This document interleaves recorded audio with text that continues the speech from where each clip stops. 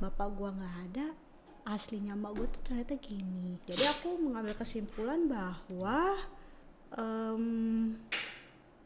yang mau ngadopsi gua, yang pengen bener-bener pengen aku jadi anaknya tuh papi.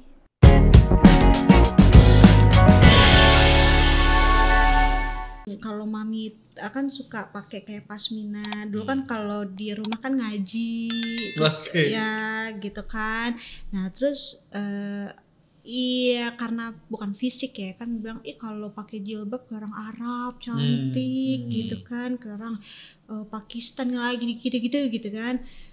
Terbersit lah pengen pakai jilbab, dibilang gini, Anes pakai jilbab ya, gitu. Boleh nggak? Itu seumur hidup loh, jangan dilepas-lepas.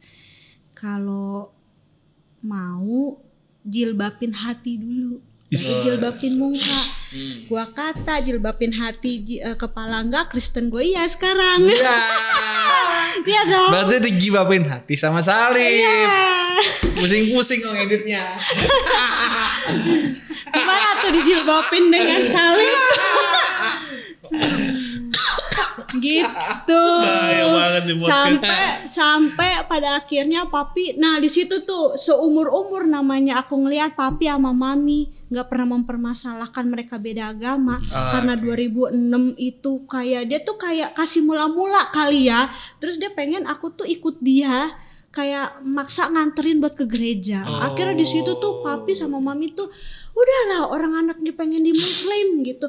Iya, seumur hidup gue tuh gue mati itu di kafan gitu aku ngomongnya. Papi marah di situ. Sempet tuh clash lah papi sama mami, tapi nggak sampai yang gimana-gimana enggak. Dan sebenarnya papi juga pernah bilang, kalaupun kamu nggak di Muslim, nggak di Kristen, kamu mau di Buddha, kayak kamu mau di Hindu, kayak namanya kamu udah lewat dari umur 17 tahun, itu udah pilihan hidupmu. Karena di satu sisi mungkin papi mikir, lu bukan anak kandung gue juga, jadi gue tidak bisa memaksakan agama lu tuh di mana, gitu kali ya, gitu. Nah dari 2006 tadi ya. Nah di situ baru 2010 tuh. Birthday kan 4 tahun dong. Entah gimana lagi nganterin papi nih ke pasar baru di stasiun Citayam lagi. Entah bagaimana ngomong dong. Nah aku di sini nih, ini posisinya nih aku nih papi. Ya deh, Anes mau belajar Kristen. Papi, lu kemana aja 4 tahun yang lalu gue minta sampai berantem sama emak lu baru ngomong 4 tahun lagi gitu kan. Ini umur gue udah gak panjang gitu ngomongnya. Tuh kayak satu tanda bahwa apaan sih umur papi gak panjang, bagaimana sih maksudnya. Ya udahlah sekarang belajar aja, kalau memang udah siap baru nanti papi bantu ngomong sama mami gitu. Dan ya bener itu tuh Desember ya belasan Desember lah. Pokoknya 2 minggu aku mau ulang tahun ke berapa tuh ya? 24 tahun kali ya. 25 tahun gitu kan. Nah di situ mulai tuh ke gereja. Nah karena papi sakit kan maksudnya nggak bisa dong. Nah terus aku kesini nih ditunjukin sama temen, lu ke gereja Kamboja aja gitu. Itu tuh karismatik, maksudnya nggak yang terlalu tradisi. Nah di situ tuh lo bisa tanya kalau misalnya papi itu nanti bagaimana tuh gimana lah prosesnya. Nah waktu itu ketemu sama Om Yunus dan Kak Winda. Masih di bawah ya. Mereka selalu jadi pintu jadi pintu benar. Gue juga sama Kak Yunus itu konseling awal. Gitu. Jadi di situ dibilang kalau papi misalnya meninggal, karena waktu itu tuh aku udah ke gerejanya tuh udah pas Mei Juni lah, itu kan berarti udah berapa bulan aku ke gereja kan sendiri gitu. Gini tata ibadahnya sendiri aja gitu. Terus kalau ditanya siapa yang baru pertama kali hadir, diem ya. Ntar aja dulu ya kan, bener gak ini tempat gua nih Tuhan gitu. Nah terus pada akhirnya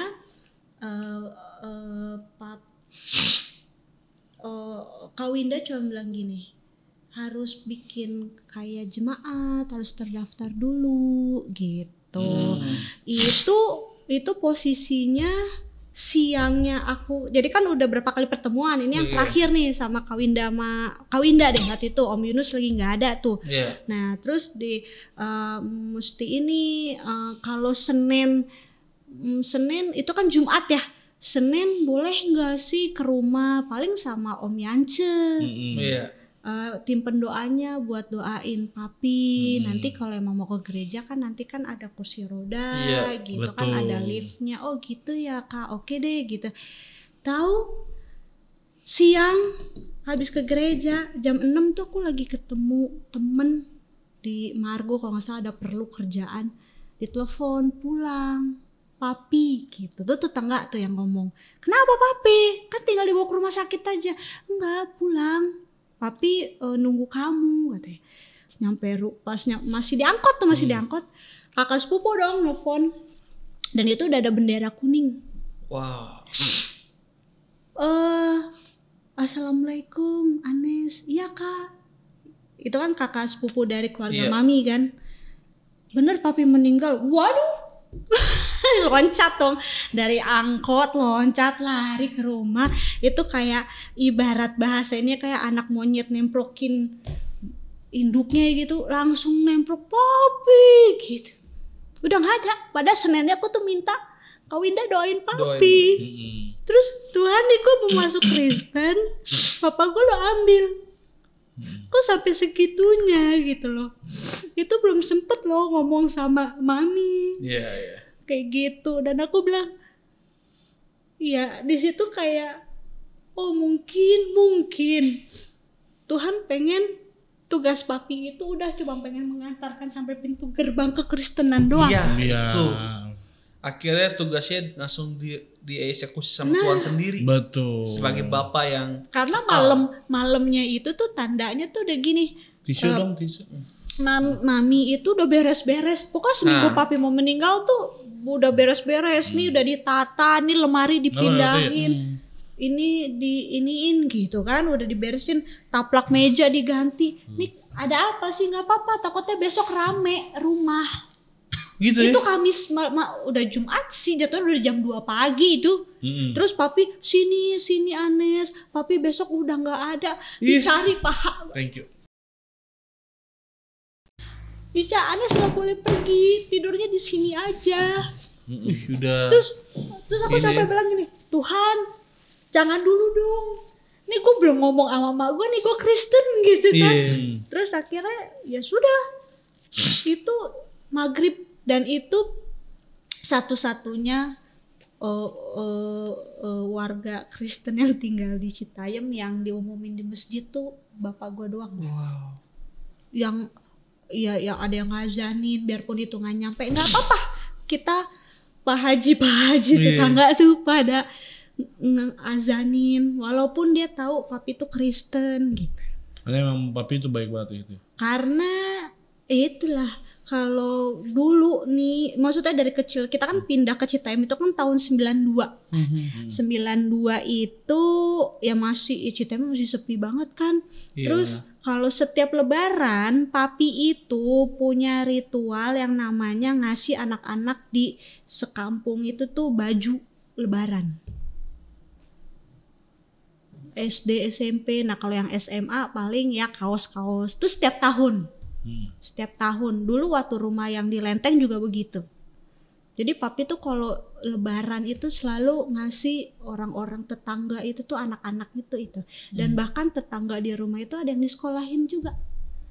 Gitu. Nah makanya pada saat papi meninggal tuh semua datang. Jadi sebenarnya benar kata Gus Dur ya, ketika lo berbuat baik orang nggak akan nanya kamu apa. Ya makanya papi ya bebannya menjadi anak papi tuh gini, kalau onti kan gitu. Kan papi udah nggak ada nih, jadi baju lebaran tuh sekarang onti yang ngasih. Lu pikir berkat gua dari mana? Maksudnya kerjaan gue gaji berapa ya bisa sekampung gue kasih tuh baju lebaran. Maksudnya ya gitu loh, maksudnya kalau secara kasih nih aku belum bisa menandingi papi lah. Yang orang yang luar biasa lah. Iya. Dan pernah satu waktu tuh pulang, kan aku waktu dulu kuliah kan uang kuliahnya itu dikasih sebulan kan sama yang keponakan papi yang pernah tinggal di rumah itu kan.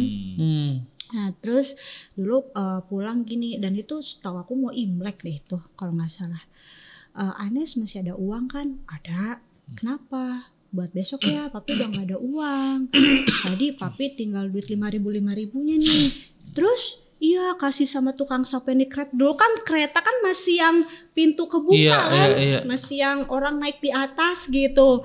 Terus oh gitu, oh ya sudah ada kok, ada. Lu kuliah di mana? UNAS. Nah terus papi pas besoknya nih teman papi yang Chinese datang ke rumah, bawa parcel, bawa beras, bawa apa tuh kalau jeruk yang gede-gede itu. Orang mah ya kalau Imlek kan kita yang ngasih ya. Itu orang Chinese-nya yang ngasih. Saking segitu ya bapak gua. Terus akhirnya udah nih pas mau jalan kuliah, sini salam dulu sama om gitu kan. Iya kenal emang dari kecil juga, sahabat papi juga. Terus diamplopin ya buat jajan gitu. Pas ngeliat duit 500.000 pada tahun berapa, 2007 kan udah gede banget. Gaji UMR sangat juta itu. Gope loh Imlek kan. Makanya enaknya hidup merayakan Imlek iya, Natal iya, Lebaran iya, ampaunya yang banyak. Kayak gitu. Nah itu kan udah, berarti kenapa sekarang kok bisa ngekos bukan tinggal di Citayam? Nah pada saat papi meninggal masalah tuh bertubi-tubi gitu. Jadi dulu dan itu aku lagi nggak kerja posisinya, terus masalah dateng. Aku tahulah sikap mami aku sebenarnya seperti apa karena mamah aku tinggal di rumah. Nah makanya sampai aku bilang nih ada apa, dua bersaudara perang dingin terus gitu. Terus aku kan lagi ngeterjemahin buku si keponakan papi aku ini kan. Nih pokoknya satu halaman 10.000 om kasih. Terserah aku om nggak ngebatasin batas waktunya sampai kapan. Berarti kan kalau hampir 400 halaman 4 juta dong. Tapi kan harus aku selesaiin dulu dong terjemahannya bagaimana gitu kan. Mulailah mami aku bilang carilah kerja yang pasti lah, ini kan kerja. Tapi kan posisinya yang namanya gue misalnya sastra orang translate ya bayarannya tunggu selesai translatannya selesai dong. Nggak yang per gaji per bulan. Iya kan mami mengharapkan anak yang di depan mami dong gitu. Lah emang abang kenapa, kan abang juga masih ada. Ya enggak, pokoknya bersikukuh bahwa aku inilah yang harus kerja gitu. Kesel aku ngomong gini sama mami, oh pantesan aja ya anak-anak mami tuh nggak ada ngehargain maminya tuh nggak pernah ngertiin anaknya. Tahu apa yang terjadi? Aku tuh dipukul kayak pukul maling, ini aku dipukul, ini aku sampai berdarah. Oh bapak gua nggak ada, aslinya mak gua tuh ternyata gini. Berarti aku mengambil kesimpulan bahwa mama kandung atau mama angkat si mami ini. Jadi aku mengambil kesimpulan bahwa yang mau ngadopsi gua, yang pengen bener-bener pengen aku jadi anaknya tuh papi, bukan mami. Karena waktu itu pernah ada omongan-omongan. Aku kan kalau di rumah kan kadang bangun jam 9, jam 10 itu tuh sebenarnya di kamar kedengeran lah. Dia bilang gini, mami tuh cuma bilang gini sama mamaku, kan anak lu udah gede, udah kuliah, balas budi lah sama gua. Kan mas gua abis buat nyekolahin anak lu doang. Oh, sedihnya hatiku. Ternyata begitu ya gitu. Tapi tapi secara ini aku harus dong. Iya. Kalaupun aku kerja ya balas budi tetap ada lah. Ya kalaupun nggak harus balas budi, kalaupun dia mamah aku kan harusnya gantian kan, namanya kita udah kerja kan kita yang harus nafkahin apa segala macem gitu. Ya sudah gitu. Kesini-sininya tuh bilang gini kalau di rumah ke tetangga, iya Anes mah males bangun tuh jam 11, jam 12 siang, terus gak pernah nyapu, gak pernah ngepel. Dari semenjak itu, aku gak pernah lagi yang namanya nyapu, ngepel, bersih-bersih rumah tuh gak pernah. Nyuci gak pernah. Kan gue males kata lu aja, gue jadi anak yang pergi, pulang, ya anak kosan aja kalau di rumah gitu. Paling nyuci daleman, kan kalau itu kan harus kita kan, baju mami lah. Kan ngomong anaknya males gitu, segitu. Padahal aku di situ udah jadi Kristen kan, tapi kan ya begitu. Terus tante aku bilang jadi gini, rumah itu tuh digadai. Jadi untuk main forex apa gitu kan. Nah masalah keuangan itu juga muncul pada saat papi nggak ada tuh gitu. Nah di situ aku nanya nih, Tuhan nih apa ya, kok gue masuk Kristen tapi tuh seperti kayak mikul salibnya tuh bener-bener mikul salib loh, gak main-main, anak pilihan tapi kok kayak berat banget hidup gue gitu kan. Memang anak pilihan tuh harus menanggung yang lebih berat daripada anak yang bukan pilihan kan, jadi pertanyaannya kan gitu kan. Jadi waktu pada saat meninggal ada teman papi pengusaha lah, pengusaha ya aku juga tahu lah dari kecil orangnya apa. Dia pada saat papi meninggal tuh dia kasih uang 25 juta. Buat Anes. Harusnya begitu. Tapi itu karena diiming-iming si tante ya, adalah adik mami gitu bilang, udah dimasukin aja gini ya kan, ntar kan bertambah tuh duit. Terus emas mami nih juga dijual buat main-main itu. Main apa? Itu yang forex itu. Robot trading itu. Forex. Beda. Forex itu mata uang asing. Lebih susah daripada saham tuh. Iya, entahlah apa masalah istilahnya. Trading juga tapi. Iya trading tapi istilahnya forex kali ya. Iya. Gak ngerti deh. Cuma saya gak mungkin sekali 2 kali main langsung menang. Iya. Itu harus bener-bener. Cuma sih ya, memang kan aku menikmati yang si mami kan dapat yuk jalan-jalan ke Thailand. Iyalah kita ke Thailand, tapi habis itu udah nih set amblas dong. Duit sedangkan untuk di bank kan bayar kan kita pinjem duit bank hampir 50 juta, 20 juta. Oke lah pokoknya sisa belum, pokoknya masih 40 juta lah itu pas papi meninggal itu. Sedangkan 25 juta yang dari teman papi itu udah hilang. Emas mami hilang. Hayu lu, kagak ada harta yang ditinggal kan. Habis nih gitu. Zong, makanya mami pada saat itu, yuk kerja dong gini apa. Nah yang aku dipukul itu tuh karena dia udah hopeless, udah ya. Semuanya hilang. Nih gue udah 20, hampir berarti 35 juta dong. Karena kan emasnya kalau gak salah 10 juta itu dijual. Berarti 35 juta tahun 2011 tuh kan gede banget. Iya kan. Sekarang juga minjem orang 35 juta juga belum tentu. Pinjam 100 aja susah ya. Nah terus akhirnya gitu. Bisa diusirnya gimana? Diusir itu. Usir palsi panjang itu. Ini aja masih tahun 2011. Kita masih bisa 2 hari kok nih. Iya. Itu 2011. Kesininya aku dikasih mimpi yang bener-bener bawa peneguhan. Oh ya, gue di Kristen nih. Gitu. Papi meninggal itu kan akunya juga stres kan. Aku dimimpin yang benar-benar Tuhan Yesus tuh datang jam 2 pagi. Jadi aku itu kayak antara tidur nggak tidur di mimpi itu. Aku tuh kayak dibelai, terus tangan aku tuh kayak digenggam gitu di pinggir tempat tidur tuh. Tuhan cuma bilang gini, jangan takut anakku, aku besertamu. Aku bangun dong langsung gitu kan. Aku lihat jam 2:05. Inget banget itu. Terus tapi di situ masih kayak berasa pegang, berasa benar-benar dipegang.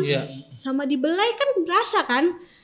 Ini Tuhan Yesus beneran datang atau mimpi atau bagaimana gitu kan. Nah semenjak dari situ tuh oh ya sudah gitu. Tapi di situ mulai tuh Anes di Kristen, Anes begini. Anes mau dibaptis ya. Oh enggak, ntar apa kata keluarga gini apa segala macem gitu kan. Berarti kan dari 2011 ke 2014 tuh 4 tahun. Oh nggak beres nih. Ini sebenarnya perjalanan kekristenan gue gimana sih Tuhan gitu. Iya, kok berat banget gitu ya. Terus enggak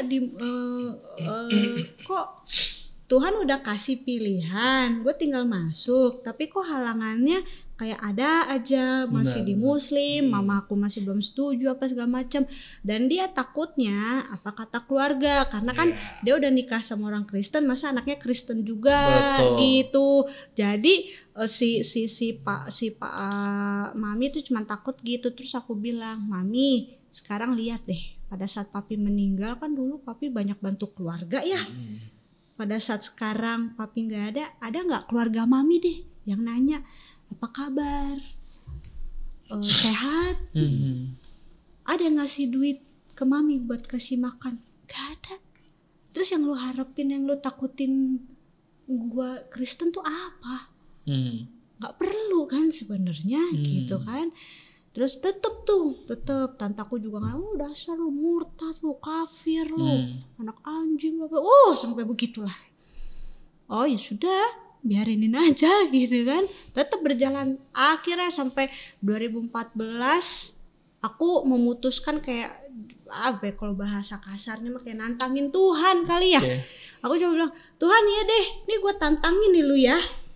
Gue ke Kristen atau ke Muslim, gue jalanin nih dua-duanya. Gue ke gereja, gue pelayanan, tapi gue di rumah gue ngaji sholat nih. Itu 2 tahun loh bener, sampai 2016. Akhirnya aku ngejalanin, aku sholat aku nangis tuh, ngejer tuh kayak di satu sisi tuh kayak Tuhan Yesus aku minta maaf. Aku kayak ngedoain Tuhan Yesus. Padahal aku keadaannya lagi sholat. Tapi hati aku tuh kayak ngelukain Tuhan Yesus. Tuh sebenarnya itu kan udah tanda pertama dong bahwa sebenarnya ngapain lu sholat lagi, orang udah bener-bener di Kristen gitu. Tapi aku tetap enggak Tuhan, lu kalau ya kan gue lagi nantangin lo nih kan gitu kan ya, nggak cukup sekali dong konfirmasinya gitu kan, harus ya berapa kali kayak tanda dan bener-bener mimpi lagi.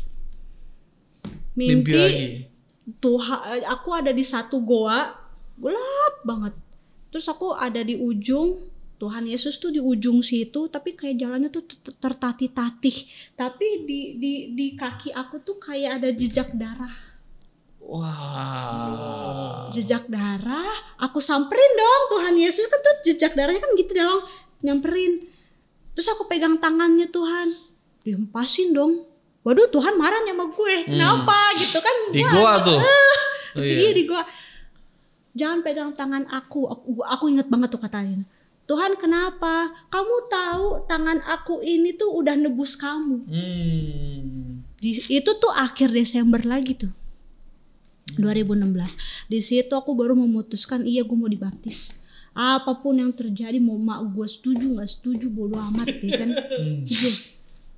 Terus akhirnya aku ngomong dong, kan aku kan kulnya Kawati, Joses. Nah itu kan ya di situ tuh cuman bilang Joses sih yang meneguhkan.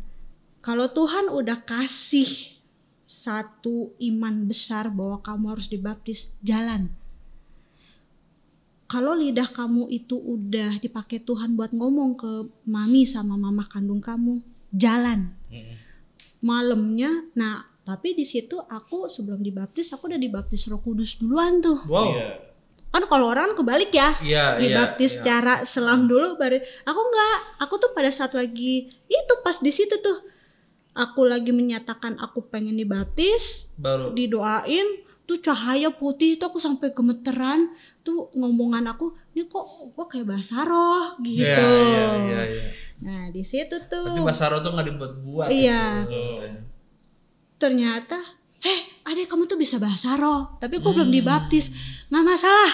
Yang penting lu udah dibaptis secara Roh Kudus dulu nih. Oh ya puji Tuhan dong gitu kan. Pulang ke rumah, aku ambil ember, aku basuh kaki mami sama kaki mama aku. Wah. Aku izin Anes mau dibaptis. Setuju nggak setujunya mami, Anes tetap mau dibaptis. Mami gimana? Ya kan kamu udah bilang sendiri. Kalaupun mami nggak setuju, di belakang mami kan juga kamu tetap akan ngebaptis kan? Ya sudah, itu udah pilihan kamu. Okay. Tapi satu syarat, jangan balik lagi ke Muslim. Karena kamu udah mau ngambil langkah dibaptis nih, gitu. Mamaku juga bilang nggak apa-apa, yang akan datang nanti ke bumi untuk masa penghakiman kan Isa Al-Masih. Widih, mau gue bisa ngomong begitu. Oh keren nih, gitu kan. Oh ya sudah, gitu. Dibaptis 18 Desember 2016. Wah, dikit lagi dong. Dikit lagi. Tuhan tahun roh. Tuhan tahun roh. Hidup baru 7 tahun, angka sempurna ya enggak? Berarti ada sesuatu nih. Ada sesuatu nih. Nah, 16 berarti kan udah 7 tahun. Ada masa-masanya tuh makin tuh. Kerjaan sih iya, oke ya kan? Gaji oke. Tapi kayak ada rasa satu kekurangan aja, masalah keuangan. Minjem banyak kerjaannya gue gitu. Terus masalah apa-apa gitu. Kok berbelit-belit sih Tuhan nih, makin aku dibaptis bukannya malah makin apa ya, pikul salib lagi gitu kan. Apalagi nih Tuhan nih, cobaannya gue nih. Ada satu rasa, aku balik aja lah ke Muslim lah Tuhan lah gitu kan. Kayaknya emang gue salah deh pilih Kristen gitu. Karena kok hidup gue jadi makin nggak beres ya, susah gitu. Tapi balik lagi nggak itu proses lo mikul salib. Kalau lo balik ke Muslim, apa jalan hidup lo akan jadi orang kaya mendadak gitu kan? Nggak. Apa masa lalu akan beres kan? Nggak ya, karena kontennya ini masih masalah, masih duit. Karena momok di aku kan masalah dan bukan ke kekristenannya gitu. Tapi semakin kesini, nah dikasih sakit tuh 2017 aku dioperasi, dibilangnya mah tumor jinak ya di kuping. Terus 2019 di hidung kista. Sampai kan aku cuma bilang, Tuhan nih gue hidup cuman sakit doang gitu ya. Jadi Kristen tuh cuman balik lagi. Abis jadi Kristen tuh ya. Ya. Ini perjalanan gue 10 tahun kayak rempong banget, kayak gak ada Kristen dari papi aku meninggal, aku dibaptis, sampai dioperasi juga kayaknya apa banget sih hidup gue jadi Kristen gitu. Betawi banget ya. Iya, karena kan hidup di Citayam Betawi gitu. Iya kan? Gitu. Terus akhirnya aku pikir ya sudah. Antak banget ya, antak jadi orang Kristen ya. Hampa banget ya. Antak tuh. Iya, apa sih bahasanya? Kalau orang Betawi apa baik gitu hidup lu gitu kan? Gitu. Nah, akhirnya 2019 dikasih cobaan lagi ya, Tuhan Yesus Allah Bapa ya kan. Habis dioperasi berantem lah nih sama anaknya mami, abang kan. Ya adalah satu, dia salah paham, dipikirnya aku yang ngatain dia pengemis. Oh dikatain, lu keluar dari rumah gua ya, ini rumah emak gua lah, ini rumah bapak-bapak gua. Di akte kelahiran gua atas nama bapak gua nih, bapak gua udah ngasih gue. Nah flashback dikit, pada saat kan tadi main forex nih kan, pada saat aku kerja kan aku yang ngelunasin. Secara hukum perdata harusnya rumah itu udah milik aku dong, aku bisa ganti nama. Betul. Ternyata seperti itu, tapi karena aku awam hukum, kenapa tunggu ada kejadian kayak begini gitu kan.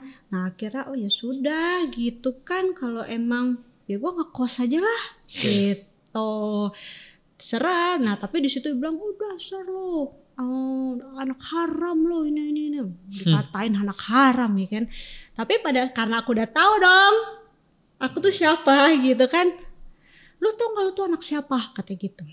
Diam tuh. Gue nanya, lu tuh tau gak aku, lu tuh anak siapa? Aku gini, iya gue anak Tante Ina, kenapa? Diam. Ternyata, oh ini anak tahu ternyata. Kaget dong, ekspresi dia tuh kaget, ternyata aku tahu. Aku tuh anak siapa? Lu mama ya kan, gue udah tahu nih gitu. Gue mau lu katain gue anak murtad, kafir, haram, serah. Karena gue udah tahu keadaan gue seperti apa. Benar. Resiko gue menjadi seorang Kristen tuh apa ternyata. Gitu kan. Ya sudah aku keluar. 2021 dipecat. Apalagi Tuhan. Pada saat kerja, di situ kakakku bilang gini. Lu bayar selama 4 tahun gua kuliahin lu. Ganti. Gitu kan. Mohon maaf, gue 4 tahun gak pernah merasa bahwa gue dikuliahin sama elu. Uang jajan gue juga dari Om Adri, maksudnya keponakan papi yang di sekolahin itu kan. Dan kuliah gue ya per setiap semesternya gue tahu siapa yang bayarin. Teman-teman bapak gue yang kaya-kaya, gue datengin kantornya, pengemis tuh. Tapi bukan elu. Oh enggak, papi tuh setiap hari tuh gua kasih 100.000 buat uang jajan lu kuliah. Mohon maaf, gua gak pernah ngerasain uang jajan gua sehari 100.000. 2004 ke 2009 100.000 tuh kan gede banget itu. Dan uang jajan gue itu 25.000. Salahnya aku nyebut dong. Ya udah 25.000 kali 4 tahun. Pokoknya hitung 26 juta aku harus bayar dia, yang itu bukan utang aku. Tuhan, aku cuma bilang gini, gua awal kerja aku harus ngelunasin utang rumah, gadai rumah. Ya kan? Itu hampir 27 juta. Berarti gaji aku 27 juta itu setiap bulannya dipotong buat bayar bank. 2020 sampai aku terakhir 2021 terakhir kerja, aku harus bayar 27 juta yang bukan utang gua ke abang gua. Berarti kan total hampir 60 juta gua mengeluarkan uang yang sebenarnya bukan utang gua. Ya. Nih Kristen begini banget gitu Tuhan. Lagi-lagi aku mempertanyakan kekristenan aku. Gitu. Ini masalahnya uang lagi. Dan gue harus mengeluarkan uang yang bukan utang ke mereka. Gitu. Kayak gitu. Gitu kan. Berarti aku kerja 8 tahun cuma buat bayar utang doang gitu Tuhan. Padahal itu gitu. Jadi masuk Kristen. Padahal skincare mahal ya. Iya. Udah. Baru beli rumah gitu ya. Iya. Padahal ya 60 juta tuh ya udah bisa ke Bethlehem ya. Ya gak sih? Ke Yerusalem ya. Iya. Enggak, itu gak jadi prioritas. Enggak sih ya. Prioritas tetap dalam Tuhan aja. Iya. Roh banget kayaknya ya kan. Gitu. Nah 2 tahun ini gak kerja kan, 2,5 tahun ini nih gak kerja nih, ini apalagi nih Tuhan gitu. Nah tapi memang aku pernah ada hamba Tuhan yang ngomong yang 2019 ini pada saat aku diusir sama abang apa segala macam, aku ke hamba Tuhan cerita dan dia cuma bilang gini, pokoknya ada 3 hamba Tuhan tuh yang bilang, pertama, lu itu Yusufnya akhir zaman, lu yang akan kasih makan keluarga besar lu, kasih banyak makan orang. Kapan waktunya? Terserah Tuhan. Lu fokus sama maunya Tuhan sekarang, prosesnya seperti apa. Terus yang kedua, almarhum ada tuh yang bilang gini, kamu akan melayani anak-anak muda. Terus yang terakhir, kalau nggak salah, pendeta Daniel Panji ya. Nah itu bilang begini, dia cuman megang tangan aku tuh pada saat aku diurapin tuh cuma bilang, kamu akan menyelamatkan generasi anak muda dan kamu mengerti bahasa-bahasa mereka. Nah aku bingung tuh, bahasa gue ke bangsa-bangsa dong, bahasa apa aja gue bisa gitu kan. Tapi maksudnya bukan bahasa secara pengertian harfiahnya kali ya, tapi bahasa bahwa mengerti merekanya lah. Betul. Cara mengerti apa sih ya, begitulah kayak gitu. Oh ternyata nyambung, dan ternyata perjalanan aku seperti Yusuf tuh iya bener ya gitu. Diusir, difitnah, dipecat dari kantor gitu, yang bukan salah aku juga tadi gitu juga kan. cerita ya. Nah kayak terus jalan ceritanya gitu banget ya. Kayaknya iya bener Yusuf gitu. Nah tapi kan kalau Yusuf 13 tahun ya ininya kan. Nah ini kan udah 13 tahun ya aku jadi Kristen. Berarti kan aku udah mau keluar dari penjara dong. Nah itu kayak dapet satu ini, aku ditawarin satu kerjaan sama anak kul aku. Daerah Bogor. Ke Mesir. Iya puji Tuhan sih ke Mesir. Yusuf beneran dia. Iya dong. Terus akhirnya aku ini kan aku tanggal 18 besok kan 7 tahun nih secara lahir roh. 18 besok gue kerja. Dengan iman tuh aku ngomong, berarti bener gue udah keluar dari penjara. Iya dong, angka sempurna 7 tahun hidup baru.